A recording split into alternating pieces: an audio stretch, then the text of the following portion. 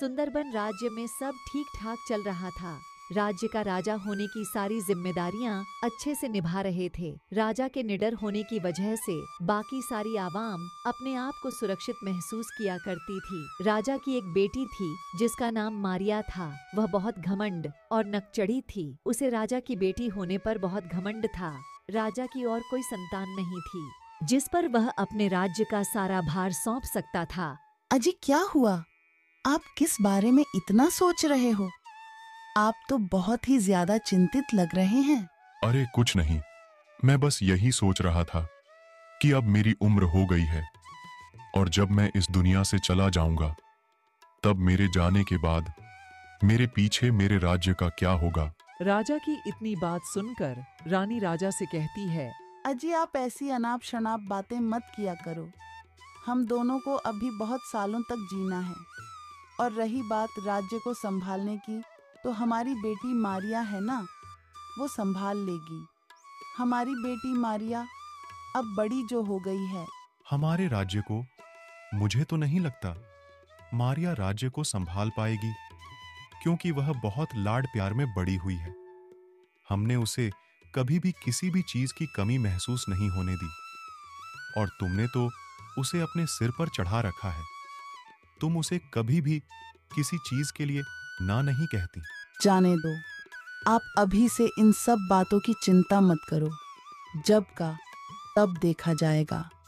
ये बात कहकर रानी अपने कक्ष की ओर चली जाती है। दूसरे दिन सुबह रेणु मौसी राजा जी के पास एक शिकायत लेकर आती है। जब वह महल में आ रही थी तब उसके हाथ से महल में रखी हुई एक कीमती फूलदान गिर जाता है और टूट जाता है। तभी वहां पर मारिया आ जाती है और टूटे हुए फूलदान को देखकर गुस्से से आग बबूला हो जाती है और मीनू मौसी को डांटने लगती है। अरे ओ बुढ़िया, ये तूने क्या कर दिया? तूने इतना महंगा फूलदान तोड़ दिया। तेरी साथ पूछते भी इसकी कीमत चुका नहीं सकते। मारिया बेटा, यह फूलदान मैंने जानबूझकर नहीं गिराया। मैं जब अंदर आ रही थी तब गलती से मेरा हाथ इस फूलदान पर लग गया और यह गिर गया। मीनू मौसी की यह बात सुनकर मारिया को गुस्सा आ जाता है और गुस्से से कहती है, ठीक से देखकर नहीं चल सकती थी क्या? तुम्हारे आंखों में मिट्टी चली गई थी? न जाने कहां कहां से आ जाते हैं। इन नौकरों को भी पिताजी ने सर पर चढ़ा रखा है। अगर मैं बादशाह होती तो मैं इनको एक दिन में महल से बाहर कर देती। ऐसा सुनते ही मीनू मौसी की बर्दाश्त करने की सारी हदें पार हो गई थीं और वह मारिया से कहती है, अरे ओ मारिया की बच्ची, मैं तुझसे ठीक से बात कर रही हूँ। इसका मतलब यह नहीं कि तू कुछ भी बोले। मैंने कहा ना, ये फूलदान मुझसे गलती से गिर गया। मैं उम्र में मैं तुझसे बड़ी हूँ, फिर भी तू मुझसे तू तेरा करके बात कर रही है और तू मुझे गरीब बोल रही है।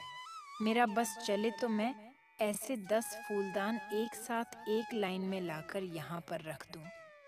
बड़ी आई मुझे बोलने वाली, तू देख लेना, तुझे कभी ना कभी मेरी ज़रूरत ज़रूर पड़ेगी। मीनू मौसी की आवाज़ सुनकर राजा वहाँ पर आ जाते हैं और इन दोनों से कहते हैं, ये किस बात का झगड़ा कर रहे हो, ये हमको भी बताओ। मीनू मौसी राजा जी को सारी बात बताती है।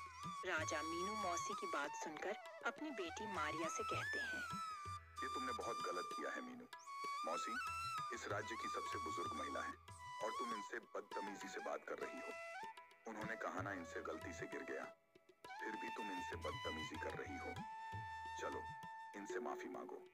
पिताजी मैं माफी नहीं मांगूंगी, मैं राजकुमारी हूँ, यह नौकर है। इतना कहकर मारिया गुस्से में वहाँ से चली जाती है। मीनू मौसी में मारिया की तरफ से मैं माफी मांगता हूँ। मारिया अभी नादान है, आप उसे क्षमा कर दें। अरे नहीं नहीं राजा जी, आप माफी मांगकर क्यों? हम गरीबों को शर्मिंदा कर रहे हैं। वैसे मीनू मौसी आप यहाँ पर क्यों आई थी? मैं आपके पास कालिया डाकू की शिकायत लेकर आई हूँ। राजा जी, कालिया डाकू जंगल से गुजरने वाले मुसाफिरों को मारता है और उनका सभी धन लूट लेता है। उसी की शिकायत लेकर मैं आपके पास आई हूँ। आप जल्द से जल्द उस कालिया डाकू का बंदोबस्त करो, वरना बात हाथ से निकल जाए। अच्छा, तो यह बात है मीनू मौसी, आप बिल्कुल भी चिंता ना करें। मैं अभी अपने सेनापति को भेजकर उस कालिया डाकू को इस जंगल से बाहर करवा दूंगा। जो भी हमारे राज्य के नियमों को तोड़ेगा, उसे इस राज्य में रहने का कोई अधिकार नहीं है। मीनू मौसी, आप निश्चिंत होकर अपने गांव वापस लौट जाएं। मीनू मौसी राजा से धन्यवाद कहकर अपने गांव आ जाती है। मीनू मौसी को गांव वाले देखकर उनसे कहते हैं, मीनू मौसी, आपकी राजा जी से बात हुई थी? किया राजा जी ने? आपसे क्या कहा, हमें बताओ।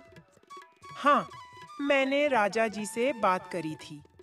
राजा जी ने कहा, मैं कालिया डाकू का जल्द से जल्द बंदोबस्त करवा दूंगा। उसको बंदी बनवा लेंगे। गांव वाले सभी खुशी होकर अपने अपने घर चले गए। राजा की सेना जंगल में जा पहुंची।